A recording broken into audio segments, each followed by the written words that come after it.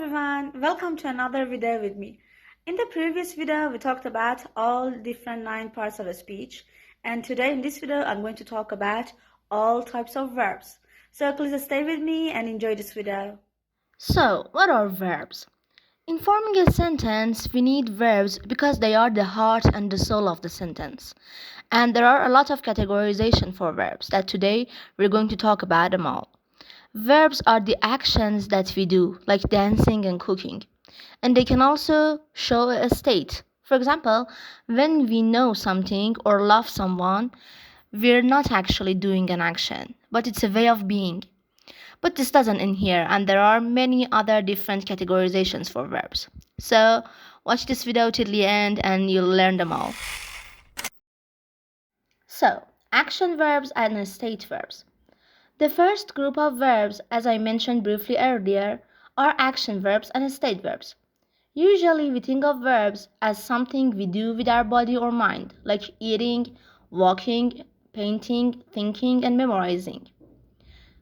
But it's not always the case. Verbs can also refer to a state and conditions of thinking, opinion, and attitude, like love, feel, know, have, and care. These verbs rarely appear in continuous forms, unless they're being an action verb, because some verbs can be both state verbs and action verbs. When they are being used voluntarily, they are action verbs, and when involuntarily, state verbs. For example, we say this food tastes good. Here we are commenting on the food.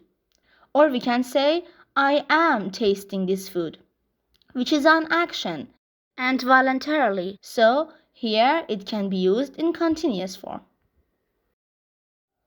Regular verbs and irregular verbs. When we are talking about the past, we usually change the form of the verb. Verbs that their past and past participle form change by taking d or ed are considered regular, like cook, which turns into cooked, or try, which turns into tried. But some other verbs which are considered irregular are those which their past and past participle changes without any rule, or they don't even change at all. And these forms should be memorized. For example, the verb go changes to went and its past participle is also went. Or the verb let doesn't change at all and stays the same. Let, let, let. Or the past form of the verb eat is ate and its past participle is eaten. Transitive verbs and intransitive verbs. Transitive verbs are those which need an object. It means the subject of the verb does something to the object, and that's why it's called transitive, because the action is transmitted and passed from subject to object. In the sentence Mary saw the girl, the verb saw, which is past for see, is transitive because it needs the object, which is girl, to be complete. Intransitive verbs, however, don't need any direct object to be complete, and they do not pass the action to anything or anyone else, and we usually use prepositions after them. Mary listens carefully. She talks. Note that some verbs can be both transitive and intransitive. Ali drives. Ali drove me home. The verb drive is both transitive and intransitive because in the first sentence it doesn't need any object. Ali drives. But in the second sentence, Ali drove me home, we need the object me for our sentence to be complete. Linking verbs.